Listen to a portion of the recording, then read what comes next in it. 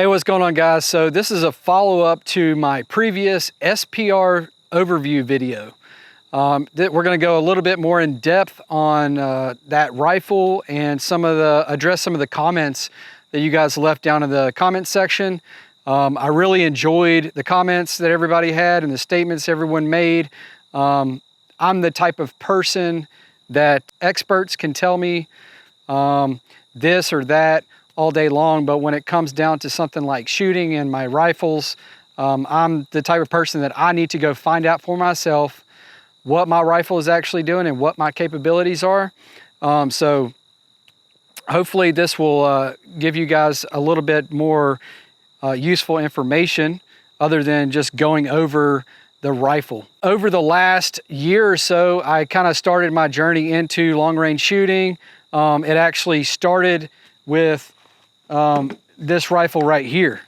So this is a 12.5 inch rifle right here. I built it maybe like 4 years ago. This is kind of my go-to rifle setup for home defense, carry it around in my truck, carry it to the shop, whatever.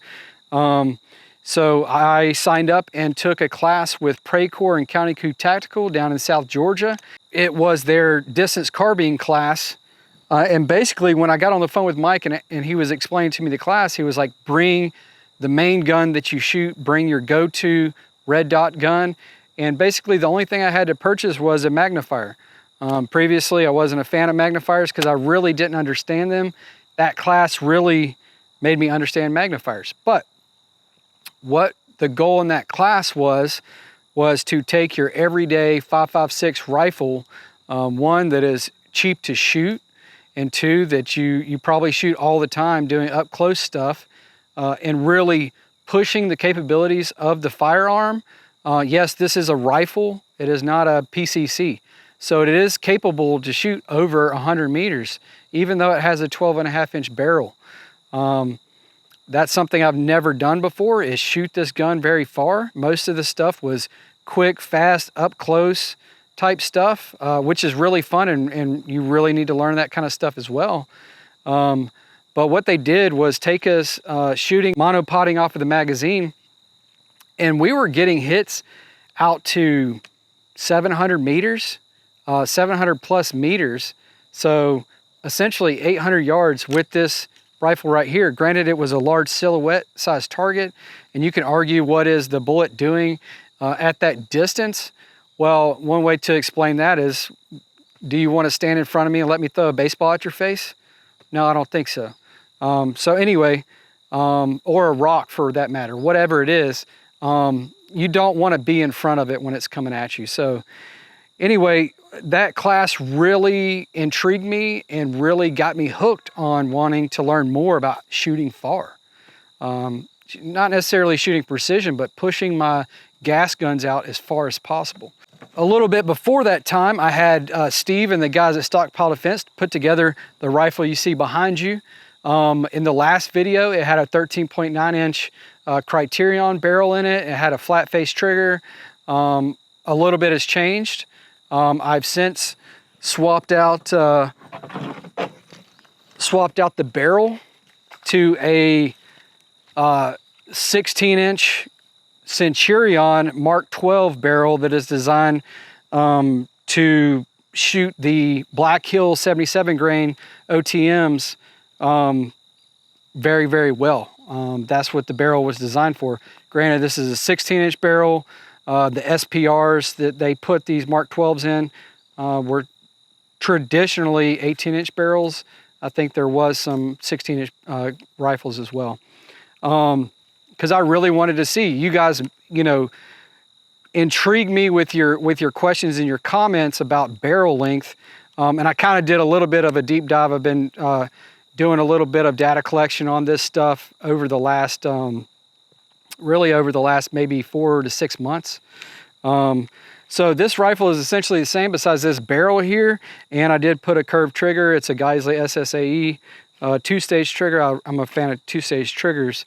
But I really wanted to explore the capabilities and see how far I could push this rifle out to.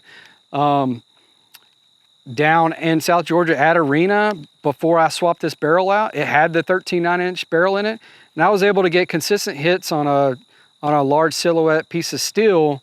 And I'm not talking all over the steel, I'm talking center mass hits on the steel at 1100 meters. And that's kind of where my capabilities ended, me personally, right? So since I've swapped this barrel out, and I went and took the class, the Block 2 class, to their distance carbine. It's more of an LPVO style class. And I was able to get hits pretty, decently consistent out to over 1,260 meters.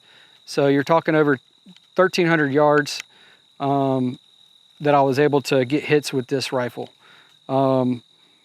And so what that's doing is, when you push a rifle out as far as you can, it's going to make the stuff closer a lot easier.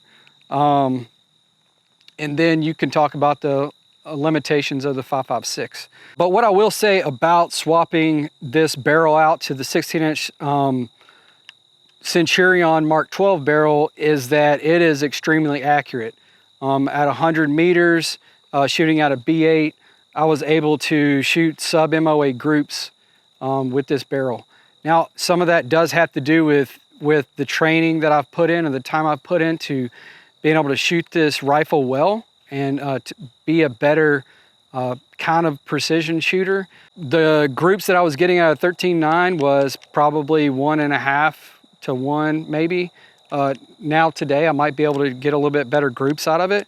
But I will say that this barrel prefers, it shoots 55 grains really well and pretty fast, but it really likes the 77 grain stuff. It shoots IMIs pretty well.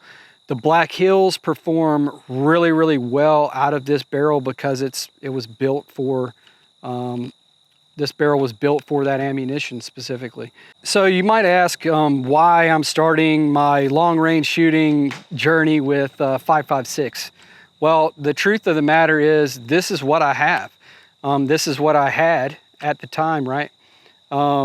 Is I have 5.56 guns. And quite frankly, the further that you can push a 5.56 gun and get better at calling wind and learning how to hold for wind with a 5.56 round, I personally think it's going to make me a better shooter when I decide to step up to a larger caliber, because then maybe my wind holds, well, I know my wind holds aren't going to be as extreme with a larger caliber. The larger caliber is going to buck the wind a lot better than a 5.56. The 5.56 round is going to be pushed around by the wind a lot more because it's a lighter, smaller bullet. So kind of getting into the debate that was had in the comment section about barrel length and velocity and stuff. So I have a lab radar, and it gathers velocity and as well as other information on your bullet leaving the firearm. So I'm just going to share some of the data that I collected with you guys. And like I said, this data was collected in numerous locations with all the guns, different times, that kind of stuff. Of course, temperature, humidity, and all that stuff was taken into account. But I just want to share some of the data with you because the data really does not lie when it comes to, you want to compare barrel lengths. So out of this 16-inch Centurion Mark 12 barrel shooting IMI 77 grain, the average velocity was 2680. So 2680. Shooting the Black Hills OTM 77 grain again out of the same barrel, I was getting 2772 as an average. Again, that's out of the 16-inch barrel. I also did some testing on a couple friends' rifles. And out of a friend of mine's Sons of Liberty he swapped the barrel out to a Hodge stamped FN barrel. That's a 14.5. He was getting 2683 out of his 14.5.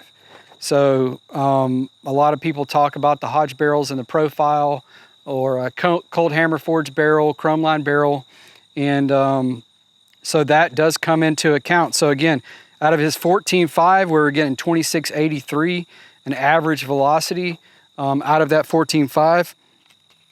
And like I said, out of my 16-inch Centurion, I was getting 2680. So he's actually getting 3 feet per second faster than me with his Hodge 14.5. So that's really interesting, right? I thought, according to the internet and subject matter experts that have collected this data, that the 16-inch barrel was supposed to be faster, right? And again, I did this test with 77 grain. I also shot a lot of 55, but I'm just sharing the 77 grain information for you because we're talking about shooting far, right? So another barrel that we tested was an LWRC 14.5, and the average velocity was 2573. I don't know how that barrel was made, or if it's cold hammer forged, or if it's nitrided, or if it's stainless, or whatever it is, but it was getting 2573. So that's more along the lines of what everybody talks about, right? Is what we got out of this 14.5, and again, shooting 77 grain IMI. And then we get to the barrel that was in this rifle behind you, but what I did is I went back and looked at the data, and I was like, man, that 13.9 was moving pretty fast. So what we actually did today was we shot it again. I had this barrel, had this upper barreled with that particular barrel, just in a quick dirty little build right here, with just some parts that we had and parts that we ordered, because I wanted to see what it was really doing. And this Criterion 13.9 is a 1-in-8 twist barrel, a 223 wild barrel, wildy, however you want to say it. And it was averaging out of 20 rounds, 2701.8. I mean, moving better than any of them out of a 13.9. So 0.6 inches shorter. So that begs the question that everybody might have, or that I had. Does the twist rate matter? Yeah, it matters. So that 1-in-8 twist, it definitely had an effect. Am I going to say that all of them are going to act that way? No. Your barrel choice matters. It doesn't all come down to, what we found is it doesn't all come down to a 16-inch barrel or a 14.5. It doesn't all come down to length. It comes down to the barrel choice, okay, and what you're trying to accomplish. I'm not claiming that all these barrels shoot the same, with the same accuracy. You know, that's for another day. But when we're talking about barrel length and velocity, that was the common discussion in the down in the comments.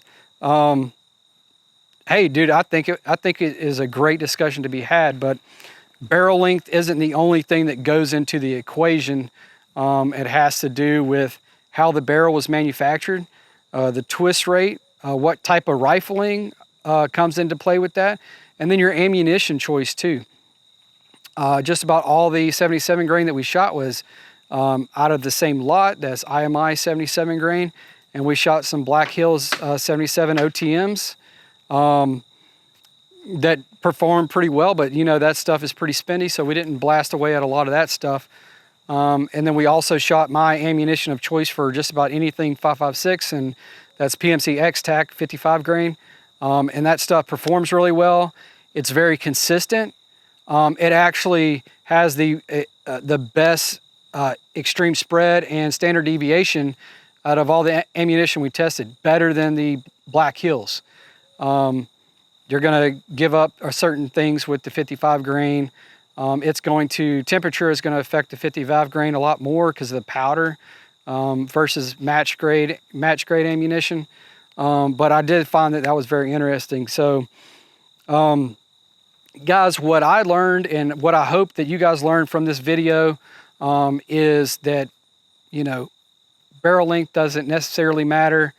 It comes down to the quality of the barrel, or just the barrel choice when it comes down to it.